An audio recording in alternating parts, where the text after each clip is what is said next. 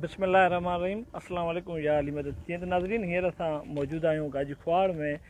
गाजीख्वाड़ जोड़ाणे road ते हिकु मज़लूम, हिकु ग़रीब, हिकु नादार पोरियत, हिकु ग़रीब पोरियत वहीद अली गोपांग जेको रेड़ो लॻाए चांहि जे लाइ ऐं विकिरो करे पंहिंजे घर जो ऐं पंहिंजो चरखो हलाइण जी कोशिशि करे रहियो आहे। पर मुंहिंजो चवणु आहे त असल में हीउ पुराशूब ज़मानो आहे ऐं महांगाई जो ज़मानो आहे जंहिंमें पूरत कोन थी पए, सो घर जो कारोबार मां हलाए कोन थो सघां।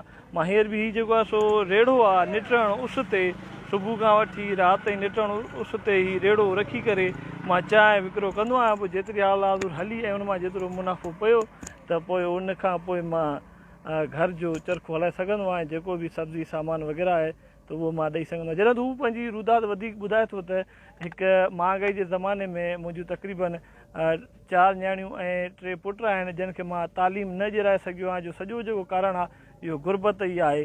सो उन वाल सां हुनजी जेका आहे सो वधीक रुदात ॿुधूं था या हुनजी कहाणी ॿुधूं था त संदन जो छा चवणु आहे। ऐं हू ॿुधाए पियो त हीउ जेको आहे सो रेड़े ते मां तक़रीबन काफ़ी ॾींहंनि खां वठी मां रेड़ो लॻाए ऐं जेका सो मज़दूरी कयां पियो हक़ लाल जी। ऐं हुन सां गॾु हू जेको पंहिंजो ॿुधाए थो त काफ़ी सालनि खां वठी मुख़्तलिफ़ होटलनि ते महिनत मज़दूरी कंदे ऐं रोंबा लाभ खां वेंदे कणिक सारियल फसल जी बि मज़दूरी हुन कई आहे हुनजे लाभनि जी, त जीअं पंहिंजे घर जो कारोबार हलाए सघां। वधीक हुन खां पाण खां पुछूं था त हुनजो छा चवणु आहे।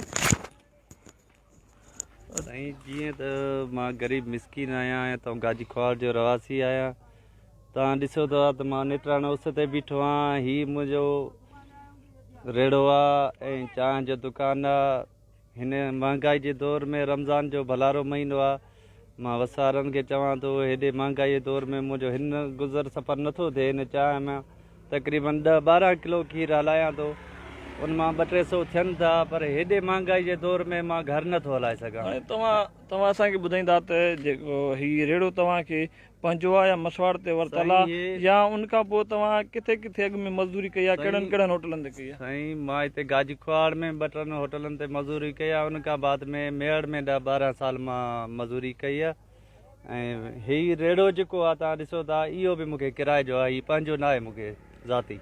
तव्हांजा जेको नंढड़ा आहिनि या तव्हां नंढड़ियूं, उन्हनि खे तालीम तव्हां छो न ॾियाराए सघियो आहे? या हाणे कुझु जेको हिकु अधु पढ़े थो स्कूल में, 1 या 2 नंढड़ा या नंढड़ियूं? साईं, न बिल्कुलु न, मुंहिंजो केरु बि नथो पढ़ी सघे, न ई मां पढ़ाए सघां थो। वजह इहा आहे त मूंखे माली वसीला न आहिनि जो मां उन्हनि खे तालीम ॾियारे सघां। ऐं तव्हां ॾिसो था हींअर मूं वटि कोप 2-3 पिया आहिनि, खीर जो नंढड़ो बाटो आहे, 10-12 किलो हलाए मां हिननि जो घर जो गुज़र सफ़र कयां थो। पर हेड़ी महांगाई जे दौर में उहो बि मुश्किल आहे। सही हीउ हुयो असांजो वहीद अली गोपांग जंहिं पंहिंजी सॼी कहाणी ॿुधाई। त हुनजो चवणु आहे त महांगाई जे ज़माने में ऐं मां पोरियत हुजण करे सभ खां पहिरीं जेको वॾो अरमान ऐं ॾुख आहे त मां पंहिंजे नंढड़नि ऐं नंढड़ियुनि खे तालीम ई न ॾियाराए सघियो आहियां। सिर्फ़ु इहो वजह महांगाई आहे। ऐं जॾहिं त मूंखां एतिरा बि वसाइल कोन्हनि त को मां मसवाड़ ते दुकानु वठां या उते मां पंहिंजो होटल खोले ऐं पंहिंजो कारोबार चांहि जो शुरू कयां। पर मां हीअ रेड़े जे वसीले ई जेका हालात 12 खां 14 किलो खीर हली था वञनि ऐं उहा चांहि विकिरो थिए थी, उन मां घर जो ख़र्चो हलायां पियो। ऐं घर में जेको बि सामान अचे थो, जेको ख़रीदो फ़रोख़्त जे हवाले सां जेके बि मसइला पेश अचनि था, हालात ॾियां थो, पर ॾुखाइनि खे मूं ॾियां थो।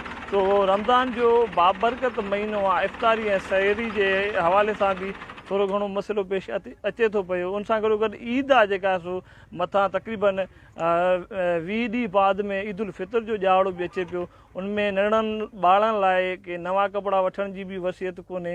ऐं उन सां गॾो गॾु जेको ईद जे ॾियार ते जेको बि तक़रीबन ख़र्चो आहे या ईद जूं ख़ुशियुनि में जेके ॿिनि माण्हुनि वांगुरु या ॿिनि अमीर औलाद जेके अमीर माण्हू हुननि जी औलाद वांगुरु मां पंहिंजे पुटड़नि खे ख़ुशि रखां या उन्हनि खे ख़र्ची ॾियां, त एतिरा मूंखां वसाइल कोन्हनि। पर मां पूरी सिंध जे तमामु वसवारनि सां ऐं उन सां गॾो गॾु गाजीख्वाड़ उनजे पस गिरदाई जे तमामु जेके सो दोस्तनि खे, शऊर वारनि खे, वस वारनि खे इहा ख़ुदा करणु अपील थो कयां त मुंहिंजी माली मदद कनि ऐं मूंखे राशन ॾियनि त जीअं मुंहिंजी ज़िंदगी जो कारोबार अॻिते हली सघे।